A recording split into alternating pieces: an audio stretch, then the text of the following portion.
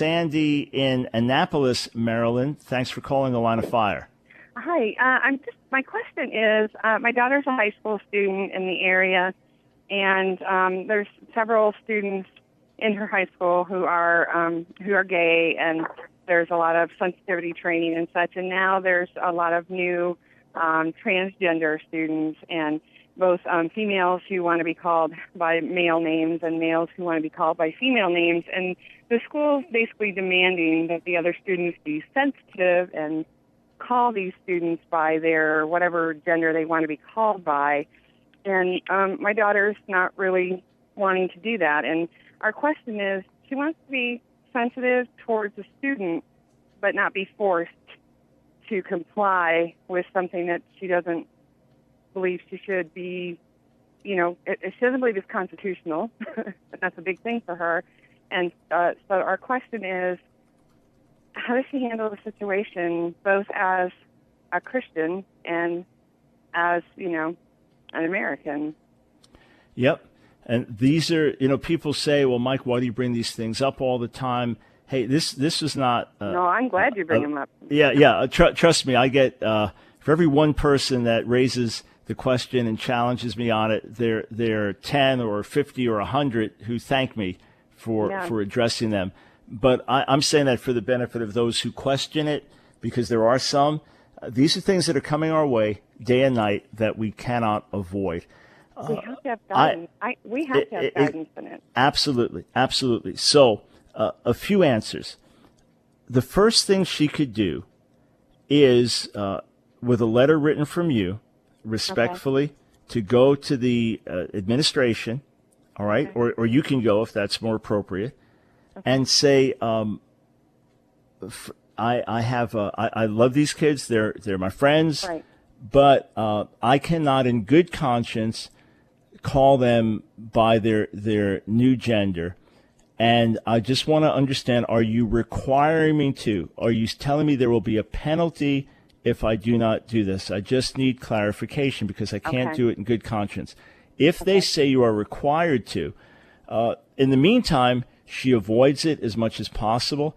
Right. I've dealt with people and just avoided it. I was on a TV show one time. Hey, buddy. Exactly. Or, hey, nice to see you. How you do? Whatever. Exactly. I was on a show, and I just referred. There was a male to female transgender, and it was a show that was going to be totally sympathetic to that position. So I knew if I referred to her as him, I instantly turned the whole audience against me. Exactly. And much of the viewing audience. So I just referred to the person by the last name, Dr. Bowers, and that was a way to be respectful and yet not to get into that issue. So you avoid it in the meantime. But if the school says that she is required to, then I would immediately bring that to the attention of the Alliance Defending Freedom or Liberty Council, either of those. And Alliance Defending Freedom is telladf.org. And I'm well connected with folks there, but anyone can call with these kind of issues. And what would happen, Liberty Council, they would do the same thing. They would immediately contact the school, a local attorney would, and make clear if the school is overstepping its bounds. If there is an actual legal right now, somehow a school can legally require it, then we have to fight this and bring attention to it. And what we have to present to the world is the transgender kid is not the victim now. The victim is someone like your daughter who's being forced. Live and let live. You're not making the person do something else.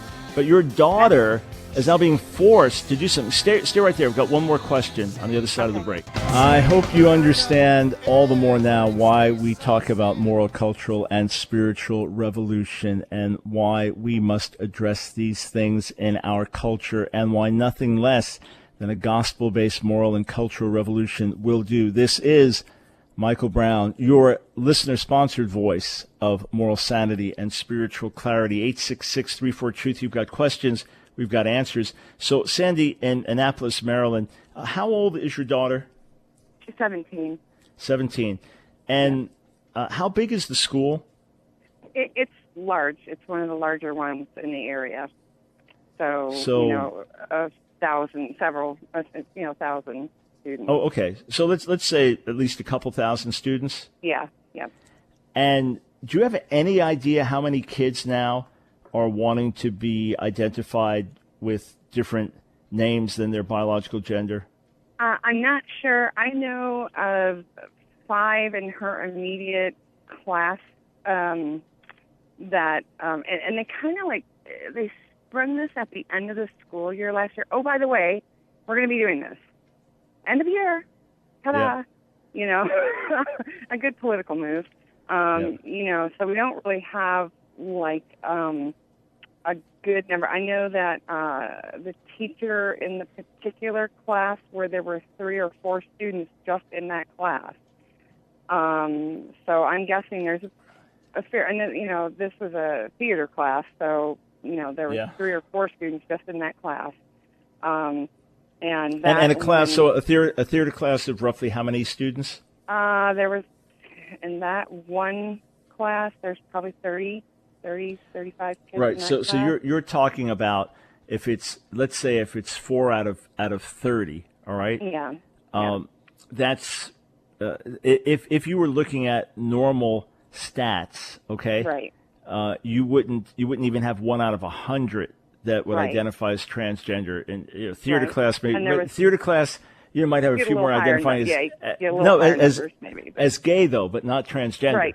There was Right. 1 gay, 3 transgender. Right. So basically, everyone has to look at this and recognize the spirit of the age. In other words, Exactly. recognize the bombardment from the media, Exactly. the effect of the Caitlyn Jenner thing, the effect of Exactly. celebrating this on TV. And not Exactly. only so, there are kids, and I have this in my new book, Outlasting the Gay Revolution. When it comes out, there's a whole chapter on the importance of celebrating gender distinctions and showing where this goes. But there are kids who are just pushing back. This is their way of rebelling against the system, the gender binaries, they refer to it. And there's some kids that switch depending on the event. They feel that gender is that fluid.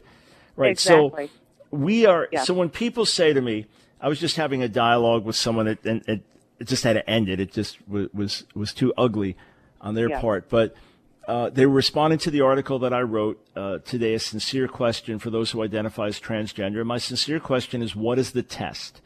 How can we know? In other words, we can determine biologically, chromosomally, if someone is male or female. We can determine if someone has cancer. We can determine if someone has hardening of the arteries. We can determine if someone has the flu. But this is something that, unless the person is intersex or has a chromosomal abnormality, it's purely their perception.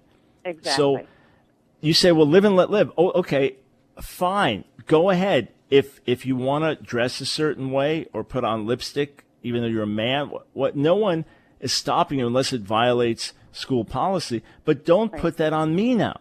Don't say that if Bruce Jenner goes into the ladies' room and I had just sent out.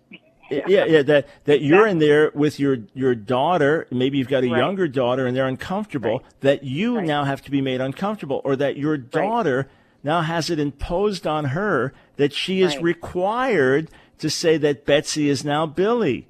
And then if a year later, now Billy says he's back to Betsy, so how do you know this person does not have some type of disorder? Well, that's transphobic to say it. Well, no, it's loving to ask the question. How do you know what other issues are going on? What's also interesting is that most kids, when they're real little, those that identify as transgender, when they get past puberty, the majority, from what I've read, the large majority no longer identifies transgender. And if you will do a survey of high school kids, say at the age of 13, and ask them, do you think you're gay? And especially with the cultural bombardment, the shows like Glee and all of that, you'll have maybe 25% in many settings who will actually say, I think I may be. You survey those same kids 10 or 15 years later, instead of 25%, it'll be 2%. So we're right in the midst of a formative time in kids' lives where, look, breaking the rules is part of what kids do in their rebellion. And what more fundamental rule than male, female? So and how permeated it is in the church. I have 2 young boys that I'm raising still. And I have a little playhouse thing that my daughter used. I just moved into the 3-year-old boy's room, and a pastor friend came over the other day. And, it's a little house. It's white with a pink roof and pink things. And I was going to paint the roof blue and, a little thing. And I thought, I don't care right now. It's just, it's for storing books and toys. She came out and said, oh, I'm so proud of you for exploring his female side. And I said, I'm not exploring anything. I needed it for his toys. And I just wanted to, say, honestly, that's not even where I was going with that. I wasn't exploring anything. I was using it for storing toys. And there's a quote. What I was doing. Yeah, Sandy, I know it's frustrating. It's terribly frustrating. You think, did everybody just drink the Kool-Aid? What happened? I know. Since when did male and female become bad things? Since when did gender distinctions become bad things? It's one thing to have compassion on someone who's struggling. Look, if you have a blind kid in your school, and there's no school for the blind in there, you have a blind kid. So kids are compassionate and they want to help and make sure that they're sensitive in this. Okay, but you don't require the whole school to learn Braille. You're right, or to pretend to be blind, Right. or to have to be blind, or to celebrate or to blindness, have to cover their blind, or to celebrate blindness, but we do that now. Transgender is something to be celebrated. Homosexuality is something to be celebrated. Yes. Yeah, exactly. And instead of just, And so, so thank you, because, I'm going to let my daughter know and encourage her, because she is very, she is very compassionate. She does try to be sensitive, but she doesn't want to be forced. Exactly. And she doesn't believe that it's okay. And we don't call Bruce Jenner Caitlin. He is Bruce Jenner. By the way, he celebrated Father's Day, so which one is it? Yeah, well, of course. Is he a man or is he a woman? Right, and the kids were celebrating Father's Day with Dad, who's now a woman. If he was a woman, and if he felt like a woman deeply enough back then, they wouldn't exist. Yeah. Those kids would not exist. It's only because he was a father and was a man and was attracted to his wife. Listen, the other thing to do, because it's Friday, is as soon as you get off the phone, is to go to the ADF website, Lawrence Defending Freedom. There should be a number to call. You can give them a call, say that you just got off the radio with me, and then ask specifically, here's where I live, and what are my daughter's rights? This way you can even know, and then she can just make an appointment early next week and fully know what her rights are in these areas, because many times the schools either ignore this or they try to intimidate. And it could just be, it could just be that this is a great time for her as a Christian witness to stand for what's right, and the Lord can really use this.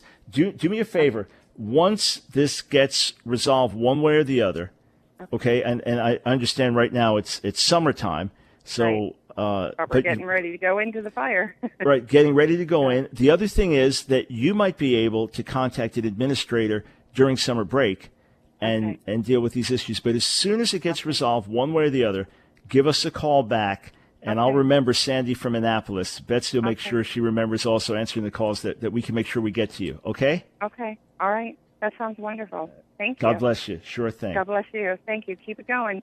All right, trust me, we are. We are. All right, bye. All right, friends, that's why we address these issues. We're talking about real life. We're not just talking theory. We're talking about real life issues with real people, with kids in school, with parents, with families.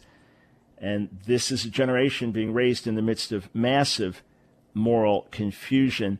There's a quote from Francis Schaeffer that was cited in a recent article by Larry Tomczak.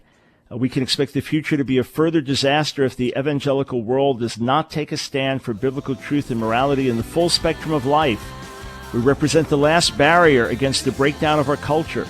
And with the final removal of this barrier will come social chaos and the rise of authoritarianism in some form to restore order. A prophetic warning